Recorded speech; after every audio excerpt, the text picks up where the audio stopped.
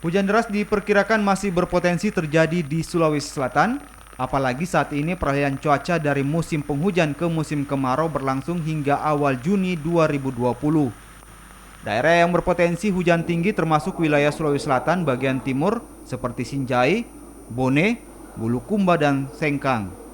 Sementara bagian utara termasuk Palopo sekitarnya berpotensi alami hujan dengan intensitas ringan.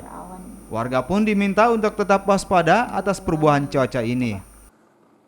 Saat ini kita berada di musim pancaroba transisi dari musim hujan ke musim kemarau yang diperkirakan terjadi pada bulan Mei ini hingga awal Juni nanti. Kemudian untuk wilayah barat, Sulawesi Selatan bagian barat seperti wilayah Makassar dan sekitarnya, beberapa hari ke depan ini masih berpotensi terjadi hujan, yakni hujan lokal yang biasanya terjadi pada siang dan sore hari dikarenakan adanya konvektif yang kuat.